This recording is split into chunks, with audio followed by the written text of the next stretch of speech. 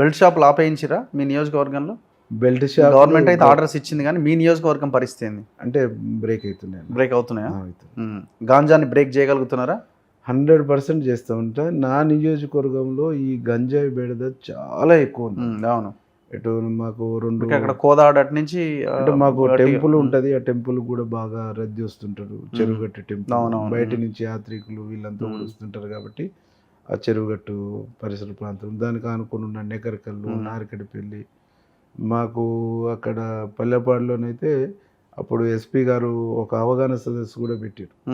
అక్కడి నుంచి ఉండేటువంటి డ్రైవర్లు మాది 70 కిలోమీటర్ల హైవే నెకరకల్లు కాబట్టి లారీ డ్రైవర్లు, ట్రాన్స్పోర్టేషన్ ఇవన్నీ ఉంటాయి కాబట్టి బాగా ఉన్నది. చాలామంది యువకులు, చాలామంది విద్యార్థులు దాంతో బలి అయిపోతున్నటువంటి పరిస్థితి ఉందన్న.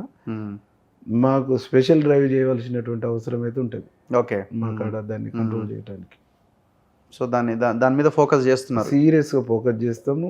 ముఖ్యమంత్రి గారికి స్పెషల్ రిక్వెస్ట్ కూడా చేసి అవసరం అనుకుంటే ఒక ప్రత్యేక అధికారిని కూడా పెట్టేసి దాన్ని కంట్రోల్ చేయమని చెప్పేసి చెప్తాం. సో మీరు ఏమైనా చేసిన పనులను ఏమైనా రాంగ్గా చేసిన పనులు ఏమైనా పునరుద్ధరించేవి ఏమైనా ఉన్నాయా మీ నియోజకవర్గంలో?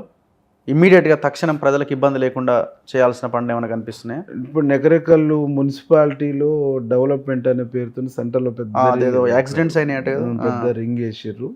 ఆడ యాక్సిడెంట్స్ అయినాయి. దాన్ని మున్సిపల్ కమిషనర్ అధ్యక్షతన అక్కడ ఉండే వ్యాపార వర్గాలు, రిటైర్డ్ ఎంప్లాయీస్ ప్లస్ ఒకరిద్దరు ఉద్యోగస్తులు, కొంతమంది జర్నలిస్టులు, అన్ని పార్టీల లీడర్స్తో ఒక కమిటీ వేయాలనుకుంటున్నాం. ఓకే, కమిటీ వేసేసి వాళ్ళంతా విజిట్ చేసి ఏం చేస్తే ప్రజలకు ఇటు వ్యాపార వర్గాలకు ఇబ్బంది ప్రయాణికులకు ఇబ్బంది లేకుండా ఎట్లా చేస్తే బాగుంటుందో దాన్ని సరి చేస్తాం.